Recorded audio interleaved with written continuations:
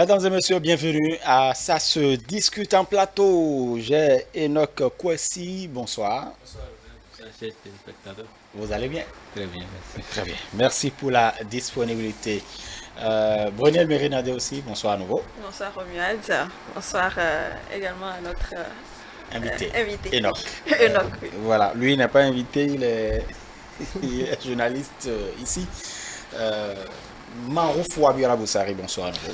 Bonsoir Romuald. Oui, bonsoir chers téléspectateurs, bonsoir le plateau. Ah voilà, je crois que ce soir vous avez un peu suivi le résumé donc de cette rencontre entre le président de la République, Patrice Talon, et puis le colonel à la retraite, Pascal Tawes. Et justement, quelle appréciation faites-vous déjà de la rencontre tenue donc entre le président de la République et puis l'ancien colonel? Bon, tout à l'heure, ma première réaction, c'est de dire que il y a encore espoir pour le pays. Parce que quand on a entendu Tawes a été reçu au palais, ça sonnait comme un choc. Parce que, En fait, un choc comment? bon, quand il dit un choc, une surprise, une grosse surprise, vu les événements récents, les choses ont circulé, il y avait trop de dits concernant cet ancien militaire depuis les États-Unis. Et à sa sortie de l'audience, il a accordé un entretien dans lequel il disait que c'était pour des raisons professionnelles. Moi, je pense qu'après tout ceci, si le chef de l'État l'a reçu, c'est pour dire, bon, il y a encore espoir pour le Bénin et on peut espérer que les choses aillent dans le bon sens. Parce que Tawes n'était pas une bonne image jusqu'à un niveau donné, et jusqu'à tout récemment. Donc, c'est ma première impression que je fais. Très bien. Votre appréhension, Brunel? Oui, l'ancien colonel Tawes reçu par le président, malgré tous les événements récents dont tu as parlé Enoch tout à l'heure, c'est, je pense, pour déjà mettre la balle à terre et montrer qu'il n'y a pas forcément un différent entre les deux et que chacun sait garder, disons, sait garder ses principes ou autres, quelle que soit la situation. On est des personnes responsables, civilisées. Si il a besoin du président aujourd'hui et qu'il a su faire la marche pour pouvoir aller vers le président, c'est qu'il a reconnu un certain nombre de choses et qu'il sait que malgré tout, le président pourra lui venir en aide. Et si le président justement l'a reçu, c'est que il ouvre une porte également pour une certaine discussion, une certaine entente, quelle que soit la situation, et disons que c'est pour calmer un peu les choses. Il y a comme Enoch le disait, en fait, vous parlez d'événements, on a entendu des audios. Et justement, notre consultant politique, comme il le disait il y a quelques instants, ça n'a pas été démenti. Et donc, on a entendu quand même des choses, on a vu un certain nombre de choses. Vous aussi, est-ce que vous avez ressenti une certaine surprise? Oui, une surprise et j'ai été marqué par 3 points. Le premier, c'est que je vois que le chef de l'État agit en paix de la nation. C'est-à-dire, il n'a pas considéré les attaques personnelles, il n'a pas considéré tout ce qui a été dit, il n'a pas considéré tout ce qui se lit, qui ne sont pas démentis par le colonel et qui font état de, sa posture d'opposant. Je vais pour parler à minima. Donc, le chef de l'État n'a pas considéré tout ça. Il a agi en paix de la nation. Il a accueilli en tant que citoyen. Parce que vous savez, le chef de l'État, il est le président de tout le monde. Il est le président de tous les Béninois. Le second point, c'est-à-dire, pour vous confirmer, il vient confirmer parce qu'il dit que c'est pour des documents administratifs. Il veut régulariser parce qu'il était allé en mission aux États-Unis depuis 2011. Il devait faire 1 an et en 2013, il est parti, et il n'a pas pu véritablement jouir de certains droits. Et malgré cette démarche, vis-à-vis du gouvernement qui était là, il n'a pas pu obtenir gain de cause. Et il est venu voir le père de la nation pour pouvoir obtenir satisfaction. C'est-à-dire qu'avant, vous voyez, les obstacles qu'il y avait véritablement à régler certains problèmes administratifs. C'est le deuxième point que je note. Le troisième point que je note, c'est que ça prouve à suffisance que le chef reste chef et père de toute la patrie de la nation. C'est-à-dire qu'il ne faut pas toujours se cramponner sur sa position. Il faut à un moment donné, c'est-à-dire que le colonel à un moment donné a réfléchi et a vu que, mais attention, en analysant ce qui se fait, en analysant toutes les dispositions mises en place, toutes les actions de développement entreprises par l'actuel président de la République, il peut avoir un ouf de soulagement. Donc, c'est un mérite. Ça veut dire que le gouvernement qui est là, qui est en place, travaille pour le bonheur des citoyens. Sinon, malgré sa posture d'opposition, s'il ne reconnaissait pas que le gouvernement qui est en place travaille et que ce gouvernement pourrait lui permettre de lui donner raison, il n'allait pas faire cette démarche. Il allait rester dans sa posture d'opposition et chercher comme cette frange de l'opposition qui cherche par tous les moyens, même les moyens les plus obscurs, pour pouvoir obtenir ce qu'ils veulent. Donc il est allé, il a compris que c'est un gouvernement, on est en face, on est dans une gouvernance esthétique. Donc il est parti poser son problème et il atteint il atteint satisfaction. Et je pense que le chef de l'État a garanti qu'il n'y a pas de souci et son problème sera réglé. Mais avant que ça ne soit réglé, puisque c'est esthétique, il faudrait voir également dedans pour voir où est la faille et qu'est-ce qu'il faut faire pour régler le problème. Est-ce que c'est un repenti que vous avez vu aujourd'hui au palais de la Marine? Un repenti, non. Moi, je ne vais pas prendre l'accent, je ne vais pas prendre ça dans un aspect politique. Je ne vais pas prendre ça dans Pourquoi ce sens. écarter le côté politique? Le colonel Tawes n'est pas venu en politique pour rencontrer le président Talon.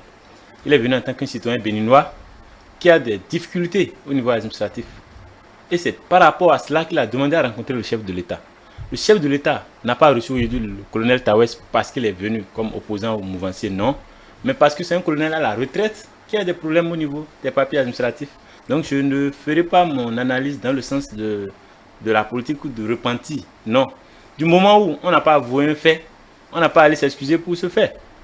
Nous avons écouté des audios. Ce qui me tourmente un tout petit peu, c'est-à-dire jusqu'à cet instant, à part le démenti qu'il y a eu un temps où il n'y a jamais eu de tentative de coup d'État, il n'y a pas une communication autour, en dehors des audios qui ont circulé sur les réseaux sociaux. Et ces audios ont drainé beaucoup de jeunes, je pense aujourd'hui, qui peut-être étaient en contact avec le colonel Tawes et autres, qui ont eu des situations qui n'étaient pas très bonnes dans l'armée. On a entendu des choses circuler. Donc aujourd'hui, moi je dis, il n'est pas venu en tant que politique, ni en tant qu'opposant. Mais est-ce que, désormais, on peut rester à l'extérieur, dire ce qu'on veut, et après rentrer, jouir de ses droits et tout, je ne sais pas. C'est une question qu'on va encore beaucoup poser. Je ne sais à qui, mais elle mérite d'être répondue, elle mérite d'avoir de réponses. Parce que c'est un peu, je trouve ça un peu trop facile, un peu banal quand même. Facile de faire des choses Bon, c'est vrai qu'on est citoyen, c'est notre terre, on a le droit de rentrer et tout. Mais moi je dis une fois encore, c'est trop facile de rester derrière les téléphones, de faire des audios, de menacer et après de rentrer demander, je sais pas, de se repentir. Je ne sais pas, on veut se repentir de quoi. Vous comprenez un peu la préoccupation, effectivement. C'est vrai que quand je suis le colonel Tawes tout à l'heure, je n'ai pas l'impression qu'il y a un repenti. J'ai plutôt... S'il y avait eu un repenti, je pense que les propos l'auraient montré. On aurait pu dire, je suis venu rencontrer le chef de l'État. Nous en avons profité pour parler de tel et tel autre sujet. Je me suis rendu compte que si, il y a ça. Mais en réalité, il n'était pas question de cela. C'était beaucoup plus le problème que j'ai. Je suis venu demander de l'aide au président qui peut m'aider. Mais je pense que ce serait bien si le président pouvait recevoir tous les retraités qui avaient autant de problèmes, autant de difficultés dans leur situation. Je sais qu'il a une situation particulière en raison de tout ce qu'il a fait pour l'État, mais également ça montre le côté fragile en quelque sorte de cette personnalité-là qui est de l'opposition. Tout ce qui a été dit, ça fragilise un peu disons sa position d'opposant par rapport au chef de l'État, à qui aujourd'hui il demande de l'aide malgré tout. Très bien, malgré tout, oui. J'allais compléter que les retraités n'auront pas à aller voir le chef de l'État parce que leur problème est déjà réglé.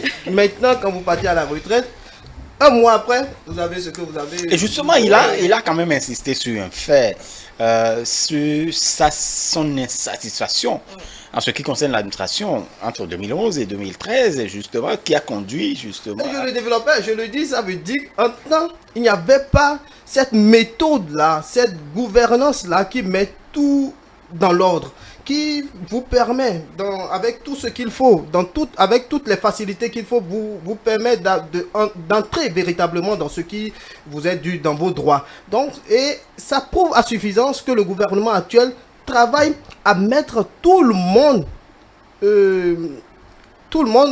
à satisfaire les besoins de tout le monde.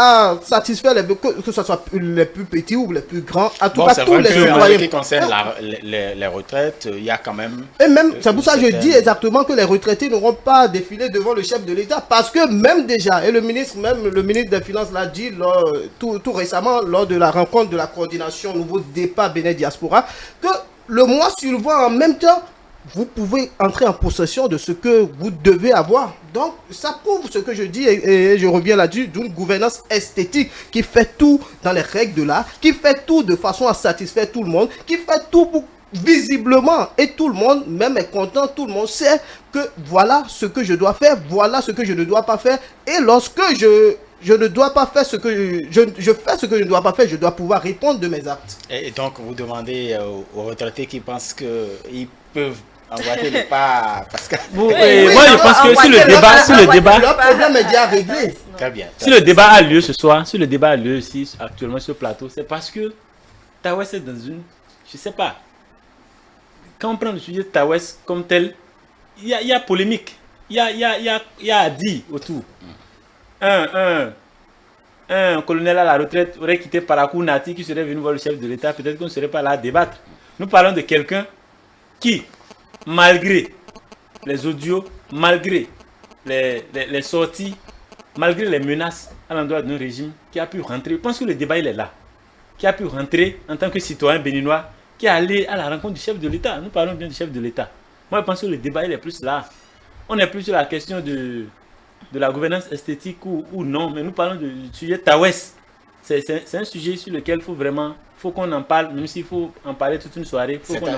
C'est-à-dire que vous trouvez que justement l'État, en fait, le niveau démocratique a permis quand même que d'un côté, vous ayez fait quelque chose et que vous rentriez facilement. D'un côté, oui. Mais là, c'est là, moi-même, je n'arrive pas à me mettre dans une position donnée parce que je n'arrive pas à comprendre que malgré tout, les choses ont été aussi simples, aussi faciles. Je comprends, quand vous serez président de la République, peut-être que vous ne recevrez pas quelqu'un qui a fait des choses comme ça. Peut-être pas, oui. Et peut-être que je peux recevoir, ça dépend du contexte dans lequel nous serons à cet instant précis. Mais je dis le contexte actuel, je trouve les choses un peu faciles quand même pour quelqu'un. C'est récent en fait. Ouais, il y a encore des traces, des audios et tout. Et aujourd'hui, les choses ont commencé à revenir sur la toile. La toile s'anime. Moi, je on pense se pose assez de questions. Par rapport à la situation actuelle, c'est quand même un message en réalité. Par rapport à la situation actuelle, quand on sort un peu du contexte Tawes, le fait qu'il discute avec Tawes, c'est un message à l'opposition en général, l'opposition radicale, bien sûr, quand on connaît les propos qu'ils tiennent ces derniers temps, dire que en réalité, je ne suis contre personne, je suis ouvert à tout le monde, quelles que soient les difficultés que vous avez. Il suffit juste de prendre, disons, d'emboîter d'avoir le processus adéquat pour qu'on puisse discuter, s'asseoir. Je peux vous venir en aide, quelle que soit la situation. Je suis ouvert à recevoir qui que ce soit. Tout à fait. Oui, à recevoir tout le monde. Tant que vous respectez les lois de la République, les institutions de la République. Très bien. Merci beaucoup. On va finir. Bon, même si Enoch voudrait qu'on parle de cette audience toute la soirée. on n'a malheureusement pas toute la soirée. Et donc, Kwesi, on va quand même aborder cette lettre envoyée au Conseil. On a quand même lu un peu dans Jeune Afrique. Et puis, on parle d'une bagatelle somme de 15 millions et tout cela. Est-ce que, déjà, quel regard portez-vous justement sur cette actualité, puisque ça concerne toujours, ça concerne l'affaire Madougou, et voilà. Merci Romuald. L'affaire des 15 millions, je l'ai lu comme vous autres sur Jeune Afrique, où la concernée se serait confiée et sa défense a réagi par rapport à cela. Moi, je pense que c'est du ressort de la justice béninoise de travailler dans ce sens. Parce que nous, on suit l'actualité, on commente l'actualité. Et pour ce qui a été dit, les 15 millions auraient été décaissés pour servir de pré-campagne. Il y a trop de contours autour du sujet. La période de décaissement, le moment où les décaissements ont eu lieu, quand on suit la chronologie ou le chronogramme de la Sénat et tout, il y a à dire. Mais je pense que le sujet est plus sensible et il est un sujet qu'on va soumettre à la justice béninoise et que, vu qu'il y a la défense qui est là, qui a joué sa partition. Est-ce que selon vous, ce n'est pas un faisceau d'indices? Oh oui, c'est un faisceau d'indices, mais je dis une chose, que je fasse un mobile money de 100 000 à Romuald ne donne pas tout à l'heure, comment on appelle, l'intention de vouloir aller cogner mon ami d'en face avec son véhicule, non. Mais néanmoins, ici, vous avez reçu 100 000 et qu'il y avait des soucis entre lui et moi, et que 2 jours après on le voit à terre, on peut dire bon, il y a trop de... C'est pourquoi je parle du contexte, c'est pourquoi je dis, c'est un sujet, pour moi, je le trouve un peu trop sensible, et je pense que la justice est en train de travailler dessus, et vivement une issue. Très bien. René? Oui, déjà moi, je me rends compte qu'il y a quand même un certain début d'indices qui concorde entre la version du procureur spécial de la Criette et cette fois-ci la lettre adressée par Rekia Madougou. Et dans cette situation, quand on connaît un peu, disons, les propos, toutes les sorties de la concernée jusqu'à son arrestation ou autre, on ne peut pas, franchement, en tout cas, reprocher au procureur que malgré d'avoir des indices qui auraient, disons, favorisé l'interpellation. Exactement, son interpellation, ou bien encore, on a parlé de terrorisme et autres. Donc, c'est pour ça que depuis le début, on demandait à tout le monde d'attendre les faits, de se patienter pour avoir les informations réelles. Parce que dans cette situation actuelle, il n'y a jamais de fumée sans feu. Il n'y a jamais de fumée sans feu. Donc, dire qu'il y a quand même une certaine somme qui soit adressée à la personne indiquée par le procureur, même si l'utilisation l'usage qui a été indiqué n'est pas, selon Rekia Madougou, le même dénoncé par la Criette, je me dis quand même qu'on peut encore essayer de voir ce qu'il y a vraiment en dessous. Et c'est peut-être pour ça que les avocats, lors de leur sortie, n'ont réellement rien dit de concret par rapport à la défense, par rapport à la justification ou autre de la liaison entre Rekia Madougou, entre ces hommes-là qui ont été interpellés également. Parce que comment justifier cela? Est-ce qu'on a besoin de faire trimballer des sous, disons, sur nos routes, à l'autre bout du pays pour pouvoir faire la campagne? Moi, je me demande, est-ce qu'on a besoin de ça pour pouvoir faire la campagne?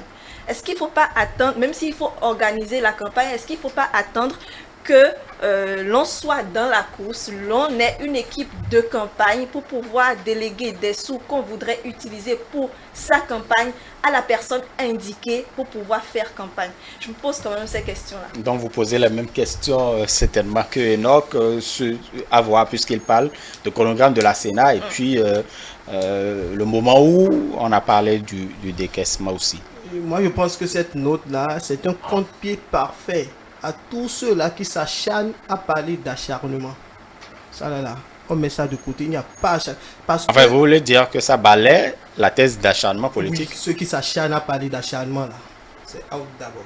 Second, c'est un indice fort même. Ça veut dire qui concorde même avec la déclaration du procureur. Pas toute la déclaration, mais une partie, un pan de la déclaration. Au moins, on sait au moins maintenant que l'argent a été transféré. Il y a eu des sous qui ont été transférés à telle personne, un des co-accusés. Donc, je pense que au moins nous sommes tous d'accord sur ça. À quel moment l'argent a été transféré? Bien après la validation, pour ce que je sais, bien après la validation des duos retenus pour la présidentielle. Mais quelle pré-campagne vous voulez faire lorsque vous n'êtes plus dans la course? Chacun va se poser, chacun fait son analyse, mais c'est la question que moi je me pose. Quelle pré-campagne on veut faire si on n'est plus dans la course? Si ce n'est pas pour continuer encore les affaires obscures dans lesquelles on sait déjà les déclarations qui ont eu, tout ce qu'on connaît autour du parrainage, autour de l'obtention, autour des on peut espérer revenir dans la course, peut-être. Par quel moyen vous voulez espérer revenir dans la course lorsque la Cour constitutionnelle a déjà dit que voici les 3 duos qui vont compétiter, qui iront à la compétition? Par quel moyen vous voulez encore? Non, je pense qu'il y a un guise sous roche. Et c'est là, les avocats vont sortir le grand jeu.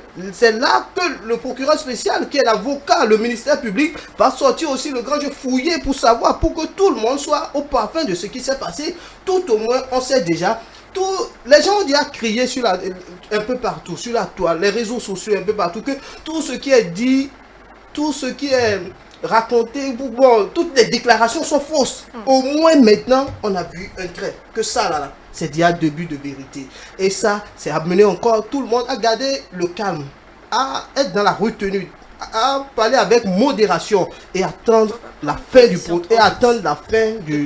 processus. Je pense que pour ma part, c'est ça. Mais je tiens à préciser que quelle pré-campagne on peut faire lorsque la Cour constitutionnelle a déjà validé les duos. Là, je n'ai pas compris. C'est votre question. J'espère que ça trouvera réponse. Voilà, puisque la procédure est en cours. Ça dépend justement de la suite. On pourrait aller donc à un procès et par la suite, de toute façon, la justice s'en occupe. Oui, vous vouliez... Oui. C'est toujours pour poursuivre dans ma lancée.